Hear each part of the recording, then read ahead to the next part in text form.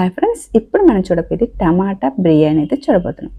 ముందుగా స్టవ్ వెలిగించుకొని కుక్కర్ పెట్టి ఒక 2 టేబుల్ స్పూన్ నెయ్యి, కొద్ది ఆయిల్ వేసుకోవాలి. ఆయిల్ హీట్ ఎక్కిన తర్వాత 3 యాలక్ పలుకులు, 3 లవంగాలు, 1 పిచ్చి దాల్చిన చెక్క, 1 స్టార్ అనేసి వేసుకొని వేపుకోవాలి. ఒక్క బిర్యానీకు 1 ఉల్లిపాయ, 3 పచ్చిమిరపకాయలు కట్ చేసుకుని యాడ్ చేయాలి. ఉల్లిపాయలు కొద్దిగా వేగిన తర్వాత కొద్దిగా పుదీనా, కొద్దిగా కొత్తిమీర, 1 టేబుల్ స్పూన్ అల్లం వెల్లుల్లి పేస్ట్ పచ్చి వాసన పోయిన తర్వాత 4 టమాటాలు కట్ చేసి వేసి బాగా మగ్గనివ్వాలి. మగ్గిన తర్వాత 1 table spoon garam masala, 1 table spoon కారపొడి, 1/2 టేబుల్ స్పూన్ పసుపు, 1/2 టేబుల్ స్పూన్ జీలకర్ర, 1/2 కప్పు పెరుగు యాడ్ చేసి బాగా ఆయిల్ పైకి వచ్చిన తర్వాత అరగంట ముందు నానబెట్టుకున్న రైస్ని ఇందులో యాడ్ చేయాలి.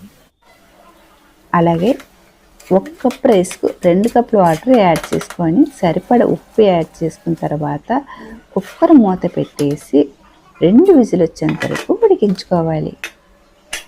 ఇప్పుడు 2 విజిల్ వచ్చిన తర్వాత ఇప్పుడు కుక్కర్ మూత అయితే తీసేద్దాం. ఇప్పుడు చూసారా, సింపుల్గా టేస్ట్గా గుమగుమలాడే టమాటా బిర్యానీ అయితే రెడీ అయిపోయింది. మీరు కూడా తప్పక వీడియో సేవ్ చేయండి, ట్రై చేయండి, లైక్ అయితే కొట్టేయండి. కొత్తగా చూసే వాళ్ళైతే సబ్స్క్రైబ్ చేసుకోండి. Bye friends.